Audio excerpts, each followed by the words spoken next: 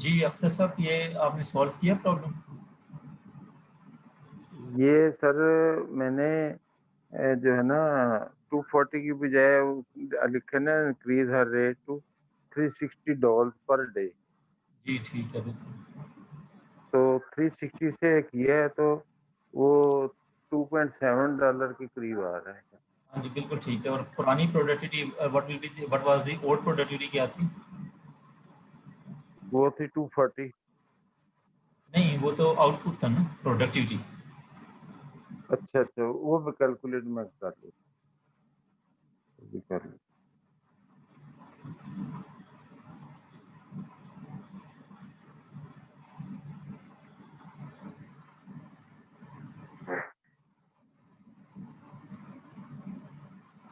यानी 240 को आप सारे इनपुट से डिवाइड करेंगे तो वो ओल्ड प्रोडक्टिविटी आ जाएगी, और न्यू वन के लिए 360 को डिवाइड करेंगे। राइट।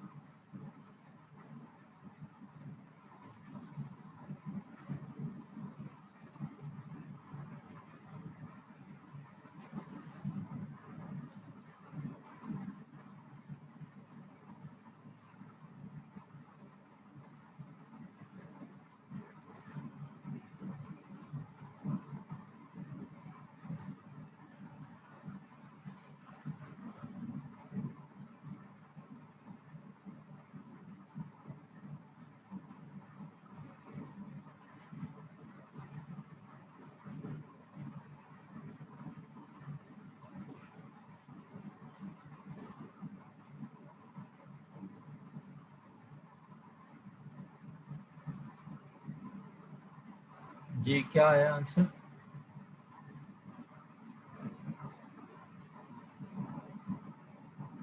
ये $3 से ज्यादा आ जाती है अगर अगर जी, जो ओल्ड 240 प्रोडक्टिविटी लगाए। है दैट इज 0.24 हम्म। 24 है, और न्यू प्रोडक्टिविटी हो जाएगी 0.26 2.26। 0.26 अप्रोक्सीमेट। हम्म।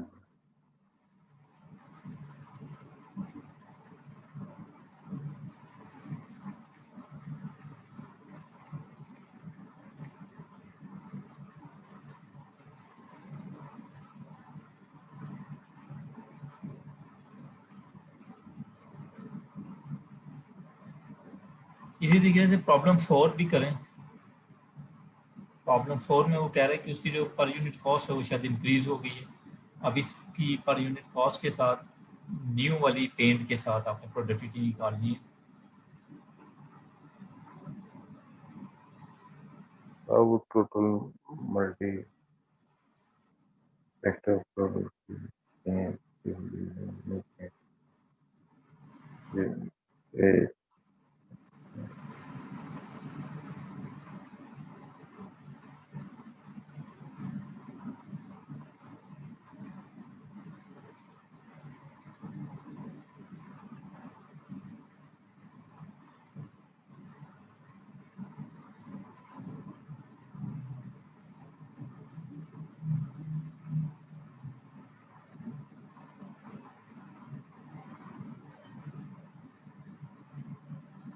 जी यूसुफ, प्रॉब्लम 3 हो गया आपसे? जी सर कर रहा हूँ। ओके, समझ आ गया वैसे हो जाएगी। जी इसकी ओल्ड प्रोडक्टिविटी आ जाएगी 0.24 और न्यू प्रोडक्टिविटी आ जाएगी 0.26। इसके बाद प्रॉब्लम 4 भी इसी तरीके से है, वो प्रॉब्लम 4 करें।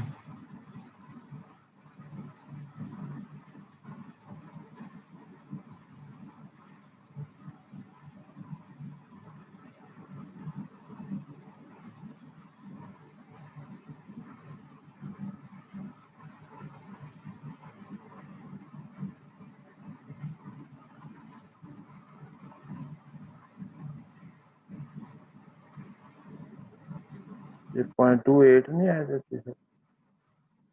इसमें प्रॉब्लम 4 में जी प्रॉब्लम 4 में लेट मी चेक इट कितना आएगा। प्रॉब्लम 4 में 0.23 आएगा। 0.23 ये देखिए इसमें प्रॉब्लम 4 में आपका आउटपुट तो सेम होगा ना, न्यू पेंट वाला आउटपुट जो 360 है, that will be the output. Yes yes अब इसमें जो चेंज हो रहा है सिर्फ वो ये चेंज हो रहा है कि मटेरियल कॉस्ट कह रहा है कि 0.5 के हिसाब से बढ़ जाती है। पहले 3.5 थी, हो जाएगी $4, बाकी सब सही। तो मेरे पास जो इसका आंसर आ रहा है दैट इज अप्रोक्सीमेट जो है 0.23 होगा। चेक कर लें आप कैलकुलेट करके।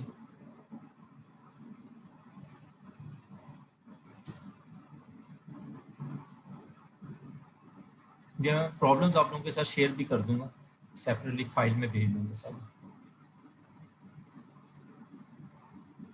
राइट।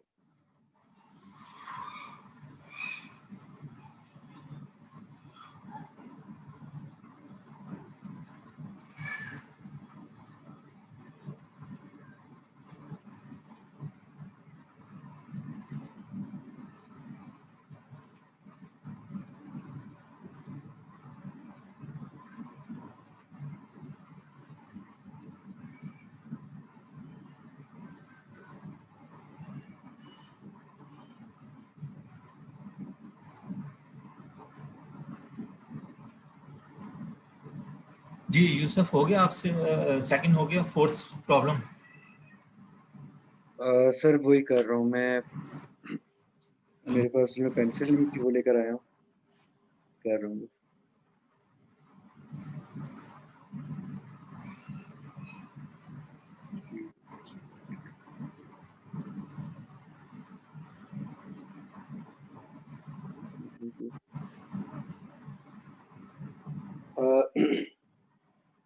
सर ये टोटल कॉस्ट इसकी जो है लेबर आर सेम रहेंगे? जी लेबर आर सेम है, सिर्फ कॉस्ट चेंज हो रही है, मटेरियल कॉस्ट चेंज हो अच्छा, रही इसके चेंज हो जाएगा 4 मल्टीप्लाई बाय 2 है 360, 360 हो जाएगा। क्योंकि न्यू पेंट के साथ ना 360 इसका आउटपुट है। जी जी, और इसके अलावा सर हमने 4 इसमें ऐड करना है पर डे कॉस्ट इलेक्ट्रिसिटी की। वो तो ऑलरेडी है ना इनपुट, वो तो सेम रहेगा। 4 जो एनर्जी सप्लाईज हो, जो दूसरी कॉस्ट। जी, और $20 जो एक्सपेंडेबल पर डे ये भी ऐड करना है। जी जी बिल्कुल इनपुट में ऐड होगा। ठीक है, मैं आप आंसर निकालूं।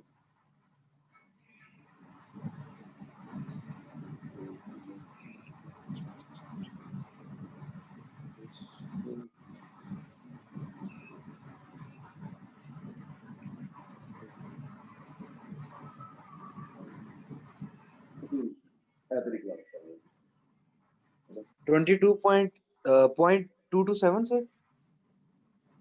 0.25 आ रही है मेरे पास।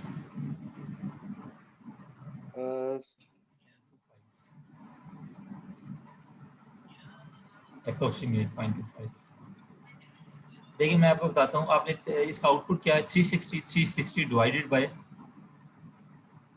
इनपुट 12 into 10 12 मल्टीप्लाई बाय 12 120, ये लेबर आवर्स है। 120 बिल्कुल।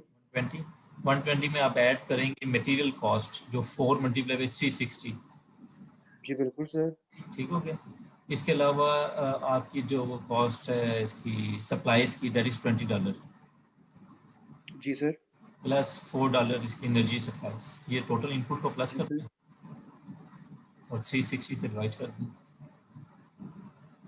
किया तो मैंने भी यही था सर। 360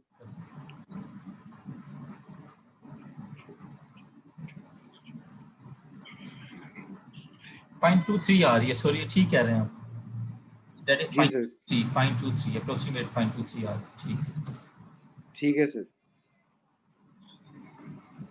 जी बाकी सबको क्लियर हो गया? एहसन आपको क्लियर हो गया क्वेश्चन ये? Yes sir. ये 0.23 अप्रोक्सीमेटली जी इतना 0.23 है। आ गई, फोर्स प्रॉब्लम की 0.23 आ गई।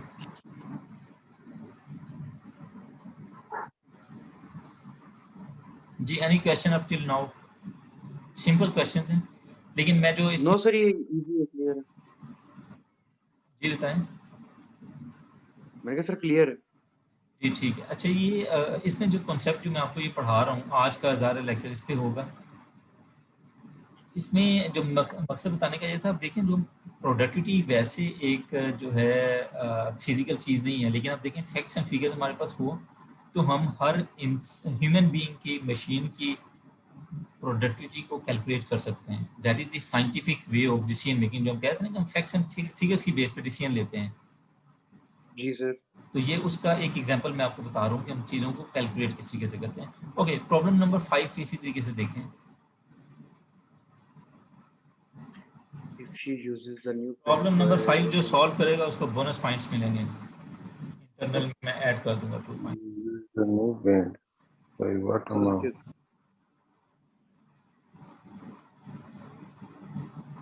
ओके।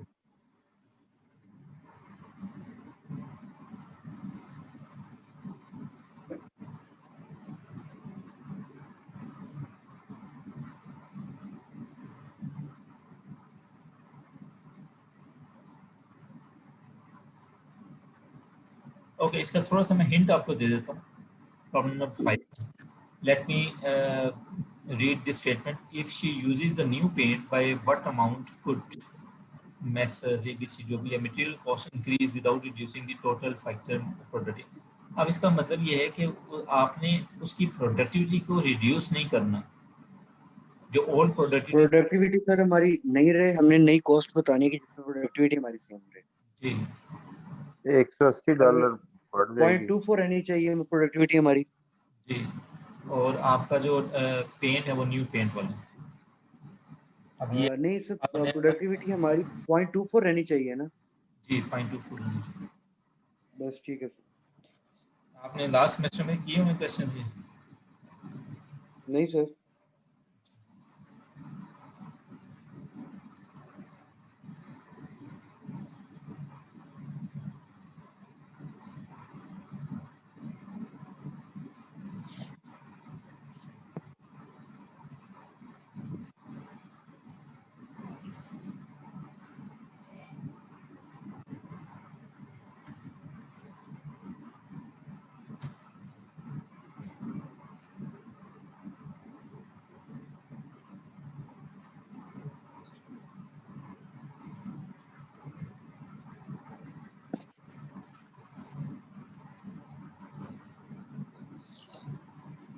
ये सर 0.2 के करीब रह जाएगी।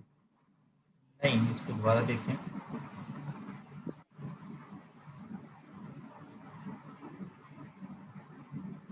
इसमें हमने प्रोडक्टिविटी नहीं निकालनी, इसमें हमने कॉस्ट निकालनी है। मटेरियल कॉस्ट किस तरीके से वेरी करेगी कि आपकी प्रोडक्टिविटी सेम रहे। सर $3.76। $3.76। ये किस तरह कैलकुलेट करना है, बाकी को बताएं।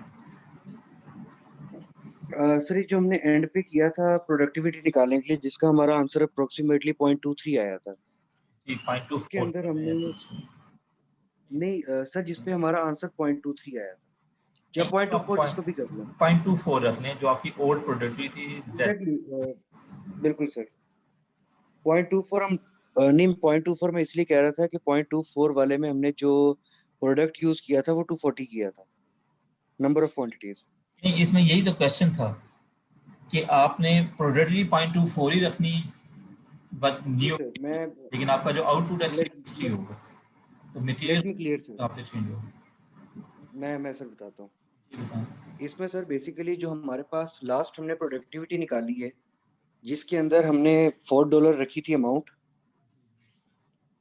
और हमारे पास आंसर आया था 0.23।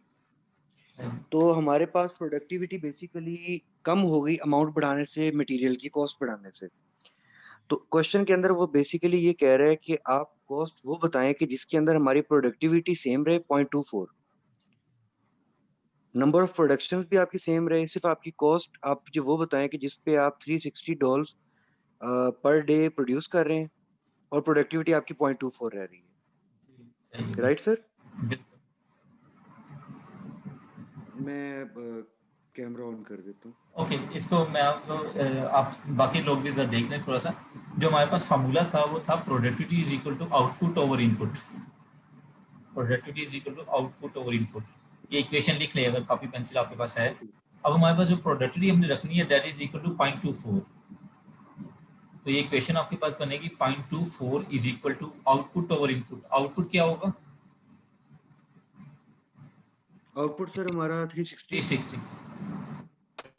सर डिवाइडेड में सारे इनपुट्स आप लिख लें। पहला इनपुट हमारा वही रहेगा दैट इज 12 मल्टीप्लाई बाय 10। जी सर। मटेरियल कॉस्ट को हम सपोज कर लेते हैं कि वो x है। जी सर। तो टोटल मटेरियल कॉस्ट हो जाएगी, कितनी हो जाएगी? x multiply by 360। x multiply by 360, जी ठीक है। यानी 10 मल्टीप्लाई बाय 20 प्लस 360x हो जाएगा। ये 360x जी सर। डिनोमिनेटर में प्लस 20 प्लस 4 जो एनर्जी कॉस्ट और सप्लाईज कॉस्ट। जी सर। ये सबको दोबारा समझ आ गई इक्वेशन? मैं दोबारा रिपीट कर देता दोबारा रिपीट कर। मैं दोबारा रिपीट कर देता हूँ। फार्मूला पहले लिखना है, productivity is equal to output over input. इसमें हमने सपोज कर लिया कि जो आपकी मटेरियल कॉस्ट थी ना वो x है पर यूनिट, x हमने उसको सपोज कर लिया। तो इसकी इक्वेशन इसी के से बनेगी 0.24 इज इक्वल टू 0.24 जो है प्रोडक्टिविटी है। प्रोडक्टिविटी मेरे सर स्क्रीन पे शो भी हो रहा है, मैंने कैमरा ऑन किया हुआ है, अगर किसी को देखना है तो। चलें ये इनकी स्क्रीन भी देख सकते हैं आप, चेक कर लें।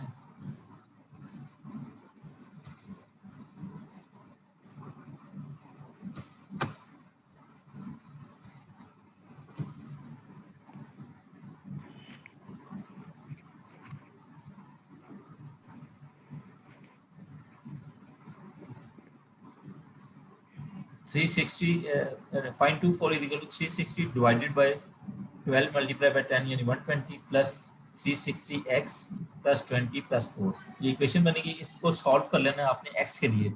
x की वैल्यू निकाल लेंगे तो वो तकरीबन आ जाती है 0.27। जी सर। इसमें जो आंसर था कि कितनी कॉस्ट बढ़े तो उसमें आ जाती x की वैल्यू 0.27 नहीं होती सर, x की वैल्यू 3.7 समथिंग आ रही है, 3.76। हाँ जी, x की 3.7 आ जाएगी ना, 3.75 या 3.77। जी 3.76। तो उसने पूछा था कितनी कॉस्ट बढ़े 3.5 से, तो आप 3.5 माइनस कर देंगे तो इसका मतलब है कि 0.27 हुई, 0.26। 0.26 या 0.27 राउंड ऑफ कर। जी सर।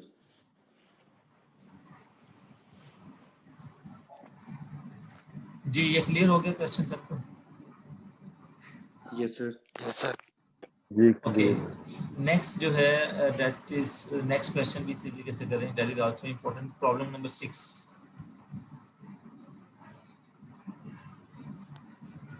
इसको भी देखें।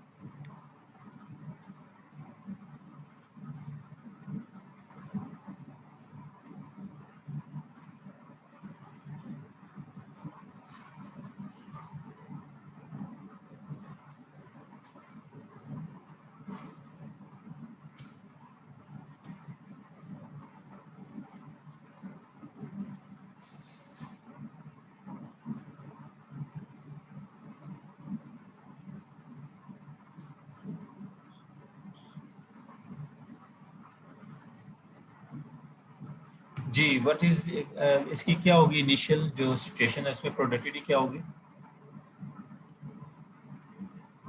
सर एक मिनट,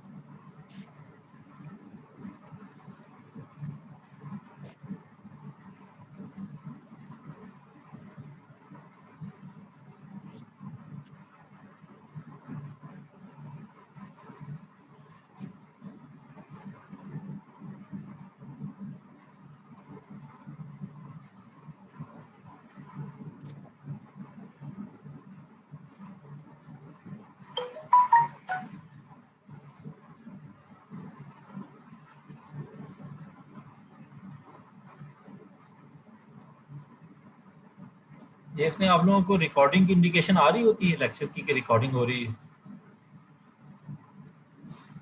यस यस बाद में मैं भूल जाऊँ ऑन करना तो आप लोगों ने मुझे बता देना है, मैं ऑन कर दूँ तक रिकॉर्डिंग। सर इनिशियली प्रोडक्टिविटी 10 होगी। इनिशियल प्रोडक्टिविटी इसकी कितनी होगी? 10। किसी 10 जी सर, किस तरीके से होगी 10? इसका आउटपुट क्या होगा? आउटपुट 1600 है। आउटपुट 1600 है, ठीक है। और इनपुट में क्या होगा? 20 वर्कर्स हैं जो 20 20 वर्कर्स हैं, वर्कर्स हैं जो 9 घंटे के लिए काम कर रहे हैं और 1 घंटे की ब्रेक ले रहे हैं। 1 घंटे की ब्रेक ले रहे हैं, यानी उसके जो वर्किंग आवर्स हो जाएंगे वो 8 हो जाएंगे। तो लेट हो जाएंगे। टेबल जी, की वो जो आ जाएगा input that is 20 multiply by 8 8, 20 multiply by 8 यानी ये हो जाएगा 160। तो 1600 को आप 160 से डिवाइड करेंगे तो दैट विल बी 10 10 आ जाएगा। per day. That will be the productivity 10 walls जिसकी productivity आ जाएगी। जी sir, Is it clear to everyone? Yes sir. Yes clear नहीं है तो मुझे पूछना है आपने चीजें। जी अख्तर साहब आपको भी क्लियर हो गया? ये तो क्लियर हो गया सर। ये क्लियर हो गया। 1600 है और ये 1600 160 आउटपुट जो है है वो जी जी 160, क्योंकि 20 वर्कर्स से और जी 8 जी काम कर रहे हैं जो वर्किंग आवर्स हैं, 8 घंटे बन जाते हैं उसके। तो सेकंड वो calculate the labour productivity for the hypothetical 20% increase. 20% increase होगी तो क्या होगी उसकी प्रोडक्टिविटी? ये तो वैसे ही आप 20% इंक्रीज निकाल रहे हैं इसमें।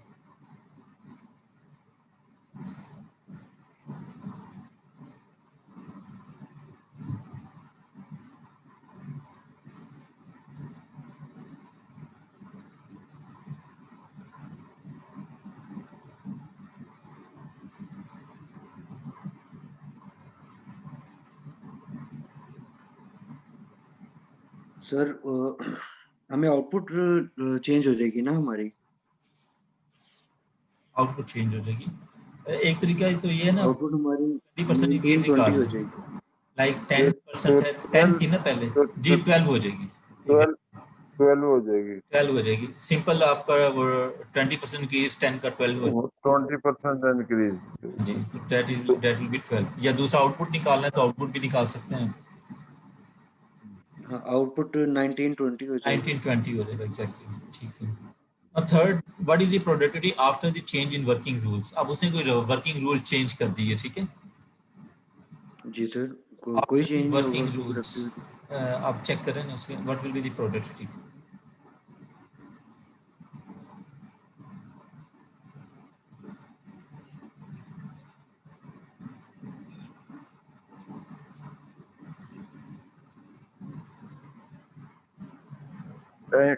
टाइमिंग तो वो ही नहीं, 1 घंटे की रेस्ट कोई दे रहे चेंज हैं नहीं बीच होगा। में जी। दोबारा पढ़ें, कुछ हो रहा है सर ब्रेक को 1 घंटे की दे रहा है। जी, 1 घंटे की दे रहा है। क्या चेंज आ रही है, पढ़ें उसे।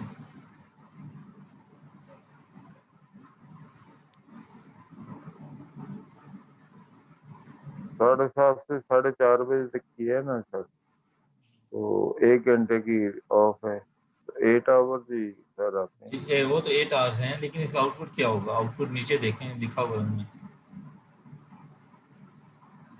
पहले 1600 वॉल्स प्रोड्यूस हो रहे थे ना आउटपुट। ओह आई सी, फिर उन्होंने रूल चेंज किए तो वो बढ़ गए 1800 1800। 1800। न्यू आउटपुट क्या हो जाएगा? 1800।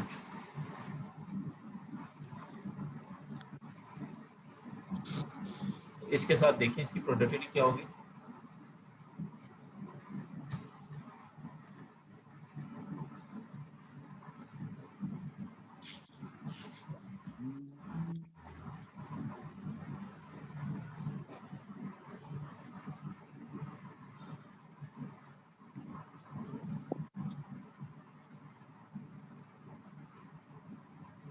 टेन 10.12 के करीब है। दोबारा कैलकुलेट करें, 11.25 11.25 हो जाएगी। आउटपुट इसका 1800 है और इनपुट तो वही है ना 160। हाँ 160 जी सर, सब कुछ 160। ठीक हो गया 11.25। अब इसका जो मोस्ट इम्पोर्टेंट पार्ट है 11.2। 11.25। अब द मोस्ट इम्पोर्टेंट पार्ट वो कहता है इसको कंक्लूड करना है कि right A short paragraph analysing these results, यानी ये जो सारी कंडीशन आपने पढ़ी इससे कंक्लूजन क्या निकलेगा, दैट इज मोस्ट इम्पोर्टेंट जो हम डिस्कस करना चाह रहे हैं। What will be the conclusion, what will be the your interpretation. तो थियोरेटिकल और थ्योरेटिकल शुड आई जी बताएं। सर, इससे से जो एक मेजर कंक्लूजन निकल रहा है वो ये है कि अगर हम डिफरेंट ब्रेक्स को इकट्ठा करके थोड़ी सी अथॉरिटी दे दें लेबर को कि 15-15 मिनट की ब्रेक के अंदर भी अगर थ्योरेटिकली देखा जाए तो 15 मिनट की ब्रेक हम क्लास में भी लेते हैं तो वो कहीं जाके 25 मिनट की हो जाती है, तो वो प्रोडक्टिविटी को डिस्टर्ब करती है बजाय इसके कि हम 1 घंटे की इकट्ठी ब्रेक देते हैं। जी थोड़ा सा ठीक बताया आपने।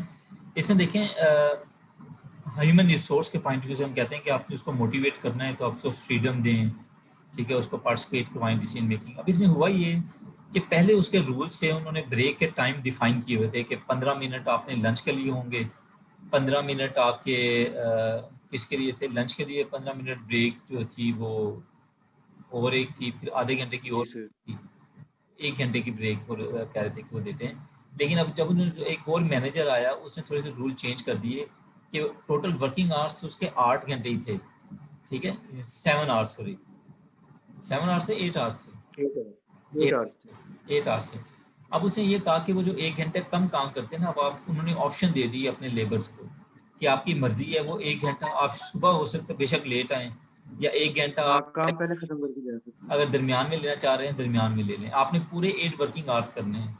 अब इसका फायदा क्या हुआ, हालांकि उसने कोई वर्किंग आवर्स चेंज नहीं किए लेकिन थोड़ी सी ऑप्शन दे दी उसने लेबर को, उससे वो मोटिवेट हो गए, उन्होंने ज्यादा काम करना शुरू कर दिया और उनकी देखें प्रोडक्शन यस सर। होगी। सो समटाइम्स हम मैनेजमेंट के पॉइंट ऑफ व्यू से कहते हैं sometimes by doing nothing we can get everything. सिर्फ एक चीज को उसने ऑब्जर्व किया, उनके बिहेवियर को ऑब्जर्व किया, थोड़ी सी उसने उनको अथॉरिटी दी, वो ब्रेक की और लोगों ने ज्यादा काम करना शुरू कर दिया, उसका आउटपुट बढ़ गई और उसकी ओवरऑल प्रोडक्टिविटी बढ़ गई, उसकी जो 10 से 11.25 आ गई। तो that is the Yes. Importance of the decision making कि हम किस तरीके से लेबर को देखें, कि हम किस तरीके से उनकी प्रोडक्टिविटी, बहुत से तरीके होते हैं, ये तो सिर्फ एक एग्जांपल मैं दे रहा हूँ कि सिर्फ थोड़ी सी हमने उनको अथॉरिटी दे दी, फ्रीडम दे दी और उसी से उनको वो खुश हो गए और उन्होंने अपनी प्रोडक्शन ज़्यादा कर दी। और ये प्रैक्टिकली भी एक हम Right. ह्यूमन रिसोर्स में यूज़ करते हैं, that is the flexi time. ये अक्सर जो इंटरनेशनल जो मल्टीनेशनल हैं वो यूज़ कर रही हैं कि अब ये वो ज़माना ख़त्म हो गया कि आपने 8 बजे जाना है और आपने जो है 4 बजे छुट्टी करनी है। अब वो कहते हैं कि आपने 8 घंटे काम करना है, अगर मॉर्निंग शिफ्ट में आपको सूट करती है मॉर्निंग में कर लें, इवनिंग में कर लें, ठीक है, उससे थोड़ा सा रिलैक्स हो जाते हैं, अपनी मर्जी से काम करेंगे, उनकी प्रोडक्शन बढ़ जाती है। इसको कहते हैं फ्लेक्सी टाइम। इसको हम डिटेल में डिस्कस करेंगे जब हम ह्यूमन रिसोर्स के फंक्शंस को भी डिस्कस करेंगे। फ्लेक्सी टाइम का मतलब ये है कि थोड़ी सी फ्लेक्सिबिलिटी दे देते हैं हम अपने इनको वर्कर्स को in order to motivate them. तो ये था हमारा प्रॉब्लम 6। क्लियर हो गया सबको? Yes yes sir. एक और पार्टिसिपेंट्स हमारे हमाद ऐड हुए हैं। Hamad are you there?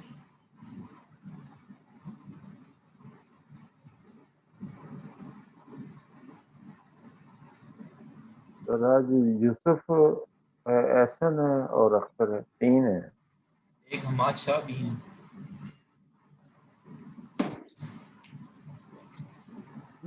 मेरे पास ऑनलाइन आ रहे हैं। अच्छा वो अभी डिस्कनेक्ट हो गए आई थिंक। अच्छा ओके, ये क्लियर हो गया ना? अब तक नेक्स्ट क्वेश्चन आप कर लें। एक आध क्वेश्चन हम और कर लेते हैं, बाकी इसकी रिकॉर्डिंग मैं डिटेल में आपको भेजूंगा, वो आप करेंगे तो आपकी और भी एग्जांपल उसमें दी हुई प्रोडक्टिविटी के। But this topic is important, ये आपको सिर्फ कैलकुलेट करना आना चाहिए। प्रॉब्लम नंबर 7 देखें। प्रॉब्लम नंबर 7 को भी इसी तरीके से करें, फिर इसको डिस्कस कर लेते हैं हम।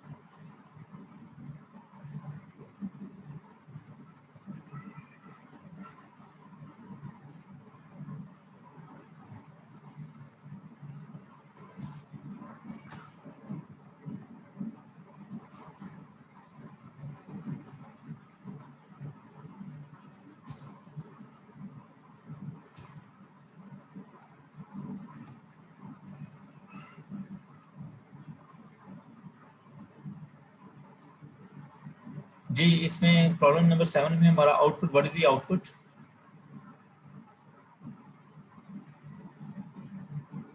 ये सर अभी हम थोड़ा सा कर रहे हैं। जी पढ़ लें। 500 बॉक्सेस है सर। जी 500 boxes, that is the output. इसमें भी मल्टीपल इनपुट्स हैं। इनपुट्स को देखें कि क्या होंगे इनपुट।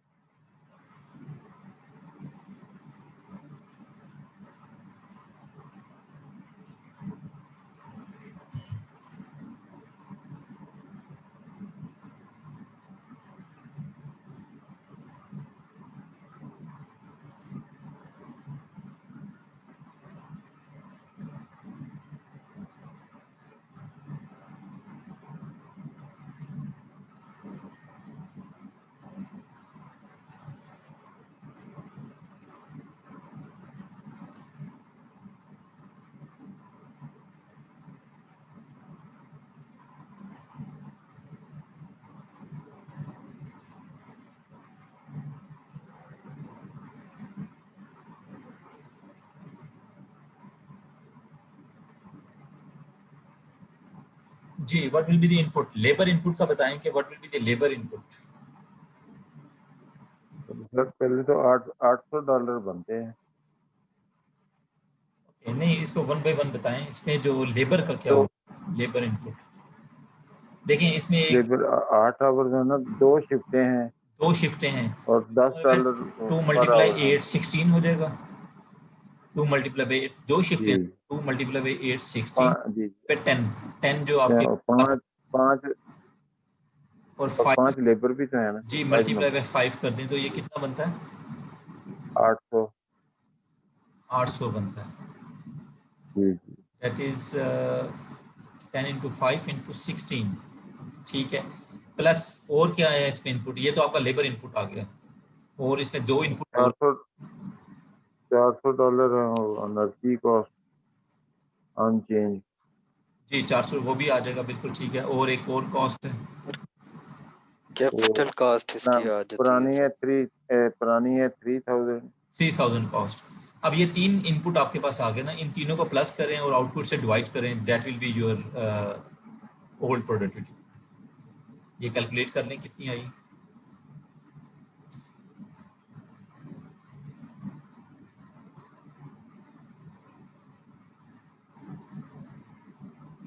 ये 4200 पहले आता है।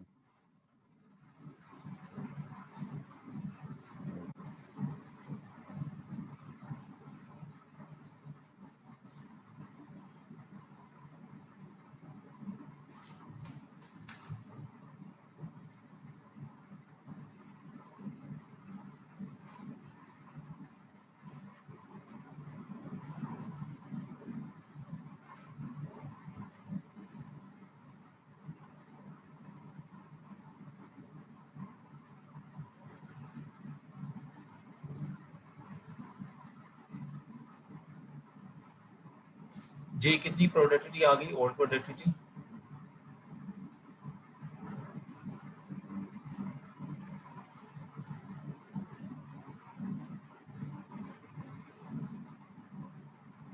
.12 के करीब आती है। जी 0.119 या 0.12, ठीक है। .12 right, that is the old productivity. इसके बाद थोड़ी सी चेंज करता है, वो देखेंगे what will be the new productivity. वो चेंज जी किया वो देखें।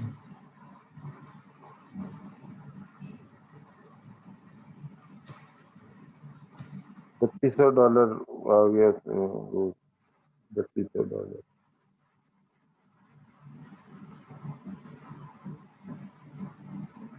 आउटपुट भी चेंज हो रहा है ना, आउटपुट भी चेक करें। जी आउटपुट भी चेंज हो रहा है।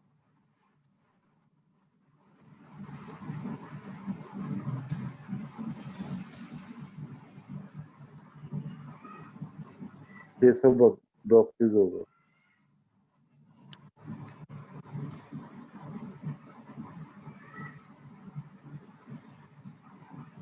पहले आउटपुट 500 था, अब न्यू आउटपुट क्या होगा?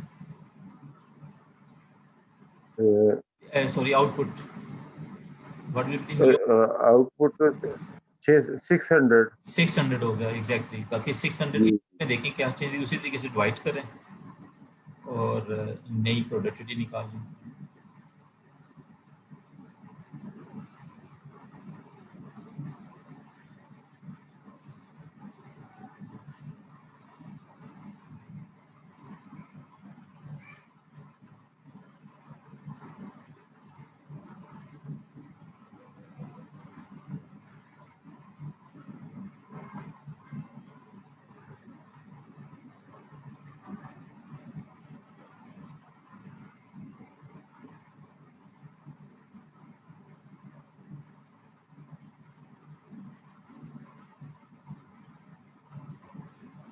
.139 के 38 के करीब आ रही 0.13, है। 8 के करीब आ रही लेट मी है। चेक। ड्रॉप ये न्यू प्रोडक्टिविटी बिल भी 1.136 आ रही है मेरे पास। 1.6 ठीक है मैंने 1.136, हाँ जी जैसे ठीक, अंदाजे से कर। जी जी 1.136 ठीक है। जी ये भी क्लियर हो गया आपको। प्रॉब्लम नंबर 7 भी क्लियर होगी एक इसी के से हमने प्रोडक्टिविटी उसकी निकाली। जी ऐसा ना आपको क्लियर होगी चीजें? Yes sir. ठीक है। ओके नेक्स्ट प्रॉब्लम देखें। यूसुफ से भी पूछ ले सर, यूसुफ से भी पूछ ले सर। यूसुफ अभी ऑनलाइन यूसुफ अच्छा ऑनलाइन नहीं। कनेक्ट डिस्कनेक्ट हो गया ना, बाद वो इंटरनेट का कनेक्शन हो जाता है प्रॉब्लम। जी जी ओके एक क्वेश्चन और कर लेते हैं, एक आप लोगों की फिर असाइनमेंट होगी, आप लोग घर से करेंगे। मीनवाइल अगर ये डिस्कनेक्ट हो जाए तो आप सर दोबारा ऑनलाइन आ जाना, 10 मिनट की क्लास हम और ले लेंगे और वाइंड अप करेंगे उसके बाद।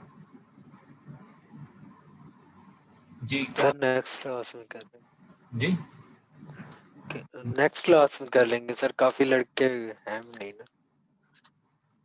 हाँ, चलें नेक्स्ट क्लास में कर लेंगे। यानी प्रॉब्लम ये भी नेक्स्ट क्लास क्योंकि काफी लड़के। जी सर। नहीं, काफी लड़के हमारी क्लास में, इन्होंने एनरोलमेंट तो अभी तक की नहीं लड़कों ने, बच्चों ने। जी सर वो काफी लड़के अभी क्लासेस जो है वो हो नहीं पा रही, मतलब मुझे भी काफी मैंने कॉल्स की हैं तो मतलब 2-3 वीक मुझसे वो सब्जेक्ट वो टीचर मिला नहीं है सर, अभी जाके मुझे जो है वो क्योंकि मोहल्ला में सच तो हमारे बोला। पास सिर्फ 5-6 स्टूडेंट्स हैं अभी तक जो रजिस्टर हुए हैं। जी सर। इस समय अभी और स्टूडेंट्स आएंगे इस क्लास में। मेरा आएंगे ख्याल है सर। मैं इस जुमे को ना मैंने मिलना है उसको, दानियाल साहब को कहा तो था उन्होंने, मैं फिजिकली उन्होंने कहा था मिलने। अगर नए स्टूडेंट्स आए तो उनके लिए ज़ाहिर है वो रिकॉर्डेड लेक्चर्स होंगे, ना भी आए तो हम इसको इसी तरीके से कंटिन्यू करेंगे। नहीं हम आपस में मीटिंग होगा। कोऑर्डिनेट कर लेंगे ना सर, आपस हाँ जी में कोऑर्डिनेट कर कोऑर्डिनेशन कर लें, लेंगे। बिल्कुल आप कोऑर्डिनेट कर जी लें जी जितने मैक्सिमम, ताकि जी जी डिस्कशन होती है ना उससे काफ़ी इंसान सीखता जी है। जी और ज़ाहिर है जी यस एक दो क्लासेस के बाद मैं क्विज स्टार्ट करना शुरू हो जाऊंगा, वो आपके ज़ाहिर है फिर इंटरनल के लिए इम्पोर्टेंट होगा। जी सर। यस मैक्सिमम लोगों से आप वो कर लें, उनको कहीं रजिस्टर करें और फायोरी में ज़रूर वो आप रजिस्टर करवा लें अपने आप को।